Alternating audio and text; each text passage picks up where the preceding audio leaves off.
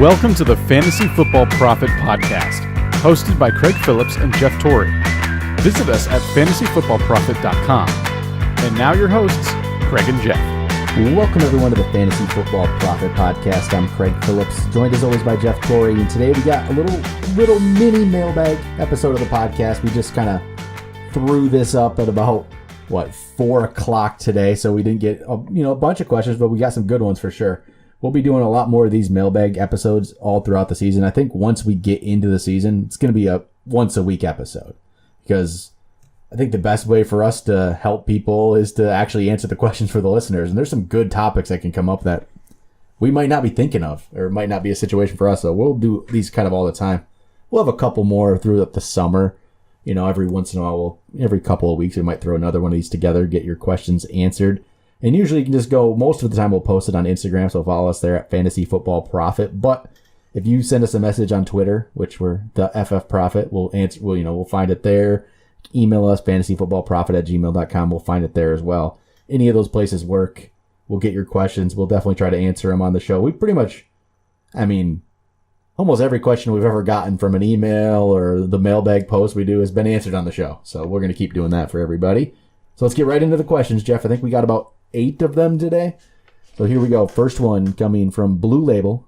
It says, in a Dynasty League, this is an interesting question actually. In a Dynasty League, would it be a bad idea to drop Le'Veon Bell at this point in his career to go for Saquon Barkley as my running back keeper? First off, we don't know all the parameters behind this, but if it means that he can only have one of them, essentially, is what it sounds like. If you can't have both, I'll start it off. I think yes. If you could actually get Barkley, that's the problem. It's a little bit risky if it's not a guarantee you can get Barkley. But if you, let's say, drop Bell and you're almost guaranteed Barkley, yes, I'd do it. I'm doing it at this point, just because I think Barkley, running backs age quickly, and Bell's not that old at all, but something about him makes me feel like he's gonna decline quicker. Maybe he's had so much work. That's the problem. Barkley, I think, has plenty of years. Bell's going to have a few more years, but I think Barkley's going to be... I personally think Barkley's going to be almost just as good. You might not agree with me. I'm a little... that's eventually very, very difficult to say. Yeah, he is. Obviously, he's the better long-term play. But I'm on it right now. I think he's going to be almost just as good now. If you were just picking for Dynasty, if you were just picking this guy or that guy, I think Saquon Barkley is over Bell because of his youth, obviously. And I don't have a lot of questions whether or not he will be productive if he stays healthy in the league. Is he going to be as good as Bell? We don't know that yet. It's a different team, different situation. I do have to say this, though, and I think, you already touched upon it, but if you're not guaranteed that, if you have a couple guys picking before you, he's going to be the number one guy that most people are going after. I would have to be guaranteed, because if you get rid of Bell and you don't get him, that is a terrible hit. If it's a toss-up, don't do it. If it's a toss-up, don't do it. If it's a sure thing, Barkley is pretty much exactly 5 years younger than Le'Veon Bell. Do it. Yes. I think. And the only other situation where I would consider not doing that, this is assuming you absolutely can get it, is if you have a dynasty team that is built to win like this year. Yeah. Where I think Bell will outscore Saquon Barkley. I would keep Bell if you're built to play or to win this year and you need this year. I would just all my eggs in one basket. I would do it. All right, next question comes from Josiah Navarro. Says, how would you draft in an 8-man league? He says, I draft running back, wide receiver, quarterback for my first 4 picks.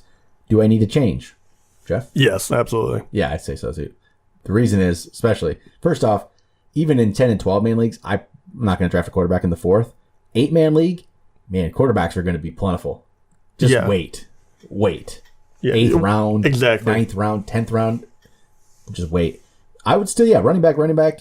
You can, especially in 8-man league, you can really get 2 great running backs there, and then still get a pretty good solid wide receiver at your 3rd round pick, which you don't even necessarily, it's not a guarantee you even have to. I'm not going to lie. Depending on who's on the board, it might turn out to be just 3 running backs and then see what's up, because in an 8-man league, there are so many wide receivers out there. So many guys that are going to be farther down. I mean, even farther down, you can easily get a Juju Smith-Schuster, Marvin Jones, and whoever. But, those two guys alone were in the top 15, I think, of last year. Yep. I mean, and you can get them near the end of that draft. Not to mention all the rookie running backs and different people. There's so many people you can pick from, but I would definitely go running back, then just go best available player, whether that's a running back or wide receiver. All right, next question comes from the One Track Mind. He asks, who's the number one tight end this upcoming season? So if you check out last week, we actually did our top 15 tight ends last week. I went with Gronk, number one. Jeff, you went with Kelsey. That's kind of, and I have Kelsey too. Jeff, you have Gronk too. So we're right there. It's Gronk and Kelsey for us. Yeah, check out last week's episode. Just if you're listening to this, then you know how to subscribe to us. You can find us. Go back a couple episodes. We got all our rankings episodes out. You can go check them all out, and definitely go check out the tight end one. Then and we'll give you our reasons on that one, why we went Gronk and why Jeff went Kelsey. So next up, we got Ultimate 12th E Brown. He asks, is it worth drafting both Josh Doxson and Cole Beasley this season? Well, he has two questions. We'll start with that one. Is it worth drafting Doxson and Beasley? I mean, okay, when I first saw this question, I was actually like, Doxson, sure, late round flyer. I don't really, is there any reason to draft Beasley? But then, yeah, in a way, he's completely forgotten. And Dez is gone. I mean, Terrence Williams, we don't know with his possible, legal issues. Maybe Beasley is some kind of interesting in a way, but this has to be a deeper league. Other than that, I'm not really terribly interested in Cole Beasley. Doxson, somebody has to catch the ball there in Washington, and Jamison Crowder's fine. Paul Richardson's fine. Doxson still, I think, has a lot of potential. So, I don't know. I'm not going to get both of them on my team, and I don't see Cole Beasley. It just has to be a deep league. It has to be a PPR, probably, and it has to be a deep league. I don't see Cole Beasley this year. I liked Cole Beasley once upon a time.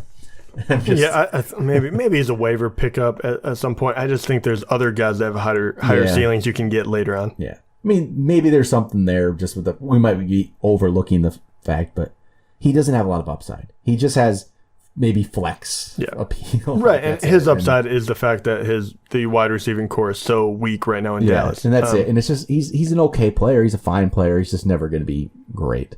So the second part of his question, second question is it risky or risk reward to have Derrick Henry as running back too? It's risky, I'd say, but I do think there's also reward. There's some reward there. There could be. And again, depends. PPR is not quite. It's a little more risky. It's not as valuable because Deion Lewis is going to take some away, but we really don't know how that's going to play out and how they're going to use those two.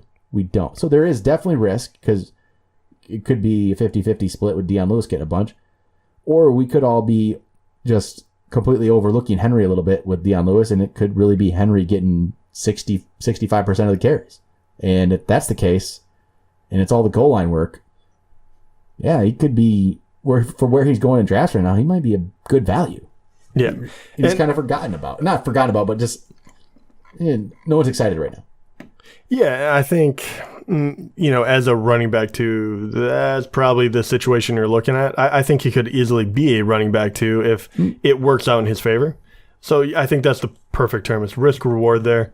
Yeah. I mean, he's a very good talent, and I think they're going to use him a lot. He's going to be the goal line back. I could easily see if that offense gets back on track, he could be trying to get, double-digit touchdowns possibly by the end of the year.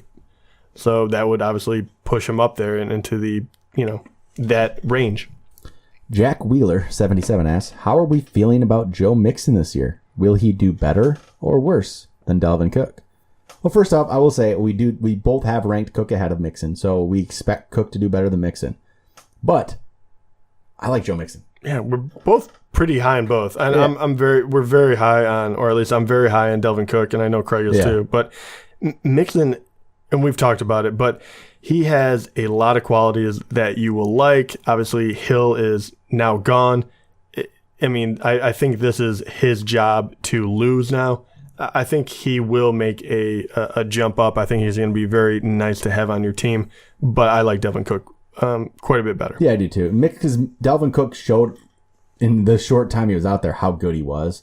Mixon did not really show that to us, even though There was flashes. We've talked about him so many times about what we think he could be. Yeah. It's just, I think where he's currently like the consensus number 16, it's kind of close to where he should be. You don't want to, it's still even there. He's a bit of a risk to get as a running back too. He really is, even though I like him. So I think there's something there. Well, it could be wrong. So I could definitely be wrong. I don't know. He's worrying me a bit. It's as a 2, I think you're okay though. I love him as a 3. That's always how it goes. All right, Fantasy Gridiron. He asks, for the upcoming fantasy season, what are your favorite draft strategies to use? One of the reasons he's probably asking this, I was in a mock draft with him actually just the other night. I joined one of his mock drafts, and I decided to use the 0 running back strategy because Alex, Fantasy Gridiron, he's been posting a bunch of draft guides lately with different strategies, and one of them was the 0 running back. So I'm like, hey, I'm going to go in the draft. Let's try out a strategy here. So I'll tell you right now, that is not my favorite strategy. It's interesting though. I'll tell you about that. I went 0 running back. So my first 3 picks, I went Odell Beckham, Julio Jones, Tyreek Hill. So I had 3 pretty good wide receivers. I think when you get Tyreek Hill as a 3rd, you're looking pretty good.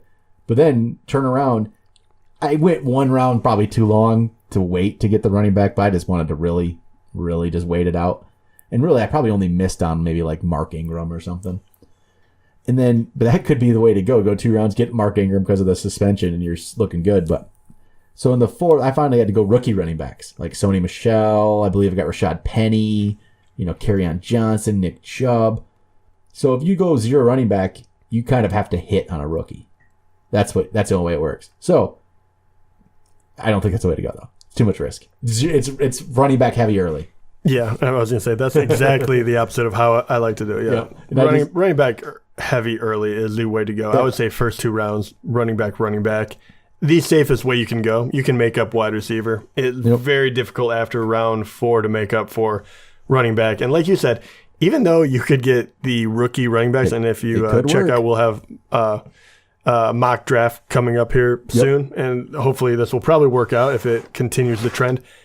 You can get rookie running backs right now in these mock drafts relatively late, and I think all of those guys are going to start rising to the top though, and you won't be able to grab them in the 9th, 10th round anymore. Well, this feeds right into the next question, which was from Doyle Rules. He said, would you go wide receiver with your first picks since there's a little more depth at running back this year? And I still wouldn't. Yes, there is more depth, but it still drops off. And yes, you can still get, if you go wide receiver first, you can still get a very good number 1 running back for the most part. He's not going to be. You can get a good one in the 2nd round, especially. You could get a Fournette could fall to the 2nd sometimes. A Hunt could fall to the 2nd sometimes. There's different guys that could fall, and you'd be perfectly like Dalvin Cook, Melvin Gordon. They all could fall. The problem is then at your 2. That's where the problem ends up being, where you get a more of a risky number 2 back, and you're looking at your number 2 sometimes with maybe Kenyon Drake, Alex Collins, Derrick Henry. That ends up being your number 2, which I don't feel as comfortable. I want to get one of those guys in the top 10. Then I want my number 2 to be Devontae Freeman, Jordan Howard, LeSean McCoy. I want those to be my number 2. I don't want it to be Alex Collins, Kenyon Drake. No, and so that's why it's more. There's depth, but it's still I want those 2 bell cow guys. And even with that, I would not feel. I mean, guaranteed if you're in the top 4 picks, absolutely not you will not take a wide receiver. You shouldn't. You should take one of the top 4 running backs. After that, even, if I'm trying to play with the idea of whether I would like an Alvin Kamara or say an Antonio Brown, I would still go Kamara. So if you're at the end, it can work out well for you still. But if you're in the beginning of it, I wouldn't even consider it. If you're in that first half of the draft, I think it's way too dangerous. All right, one final question we got from Trevor. He asks, what's your favorite running back combination to draft round 1 and 2? Well, and there's a bunch of it could be. I'll actually bring one up. We do have, like Jeff said, we have a mock draft coming out. We've recorded that already. That'll be coming out later on. But I'll just give a little sneak preview. My running back combination in that draft, which I highly doubt I could pull off again, was Alvin Kamara, Saquon Barkley. That is my favorite running back combination. I love that one. Kamara and Barkley, that's wonderful. Yeah, and once again, I agree. I don't think you can probably pull that off. No, I think Kamara dropped a few spots, and Saquon is not quite as high. I think a legitimate, realistic one you could get is like a Leonard Fournette, Melvin Gordon. if you're at the back end of a round. Yeah, that's very nice. Like in a 10-team league, if you're in a 10-team and you're at the back, you could pull off a Fournette Gordon, a Fournette Hunt, a Hunt Gordon, a Cook, one of those, any combination of those guys like Hunt, Fournette, Gordon, Cook-ish, those kind of players. If you get two of those, if I'll throw Barkley in there. If Barkley somehow if you get two of those kind of 5 players, I like that. I'm very happy with that, and I think that's kind of what you're going to end up. Yeah, if you're one of the top picks, you're getting one of those top 4 guys, but then you're at the back end of the second round. You're not going to. Maybe you get lucky and somebody falls to you, like you might get like a Freeman. That would be a nice combination. One of the top 4 and Freeman. That would be really nice. That would be probably my favorite. It could work out actually for you. That'd be a pretty nice little. Yeah, grouping. That would be very, very nice. But it's going to be. I'm okay with any combination of those guys towards the back end of round 1 and early round 2. But the Kamara Barkley, I won't pull that off again. But that's. I mean, you might. Maybe in some drafts you will, and I love that combination. Yeah, I do too. I mean, you would have to. A lot of luck would have to come into play on that one. But you never know. It depends on who you're drafting with as well. Some people are going to be a little lower on someone like Kamara.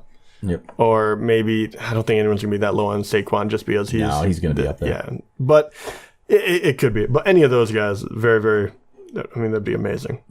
All right, well, let's get to it. Those are our 8 questions for today. Keep getting your questions in. We'll keep answering them on the show. And if you haven't seen heard before, if you want to get in our listener leagues this year and a chance to win the championship belt from Pro-Am Belts, there's a beautiful Fantasy Football Prophet logo on it too. It looks wonderful. Go to our Instagram, check it out. And if you want to get in, just review the podcast on iTunes. Give us a 5-star. Send a screenshot of the review. You'll be entered in the league. If you have already reviewed the podcast in the past, just again, let me know what name you used, when you did, whatever. We'll get you in. You'll be in the league. Yeah, and if you're feeling like a nice guy, go ahead and subscribe to us on YouTube. Yeah, just do that. Subscribe to us on YouTube. Just we got a beautiful championship belt you might be able to win here. So go subscribe to us on YouTube if you've already reviewed the podcast. But if you've reviewed it, just let us know you want in the league. We'll get you in the league. We'll have a bunch of them going. We're gonna have some bunch of leagues. We're gonna be in every single one. One of us. Yeah, you'll get a chance to beat us if you really want to. And again, last year it didn't quite happen. No one beat us. No. Luckily, I don't know how that worked. Finished first and second. Yeah. We had 5 leagues last year. I think we won 2 of them. And finished first and second in both of those the overall, which is how we're going to do it. We'll have, let's say we have 10 leagues. There'll be 10 league champions. They go on to week 16 and they face off against each other. Yeah, there's going to be like 4 teams with Le'Veon Bell. It's going to be fun. And the overall winner of that week is the one who will get the belt and get to keep it for all time. I want to be really sad to let that go. I just want to see it in real life. Someday, Jeff. You're just holding it. This is like the trophy when you just refuse to send it on to the next winner. You're just like, I'm going to just see your Twitter feed and it's going to be just you wearing the belt walking around your house. I might have done that already. I might have tried it on. Yeah, it's pretty cool. Yeah, it looks if you really, guys want really your amazing. own belt, which I think that's a great thing for your winner of your leagues. Just go to Pro-Am Belts. There is a promo code you can actually use. It's 100FF. You get 10% off, which is a pretty good deal actually, because there's all kinds of price ranges for these belts too. So go check it out. I think that'd be a really cool thing to be able to hold for a year if you won the championship and not want to let it go. It is, and if we have any guys that are like wrestling fans and fantasy football fans, this is right up your alley. Very, very cool. Very, very cool company. Yeah, definitely. Yeah, definitely. Shout out to them for providing us that belt. It's definitely gonna enhance the listener leagues a little bit this year. It ups the ante. Yeah. So get your reviews in. Let us know. We'll get you in the leagues, and we'll talk to you guys next time.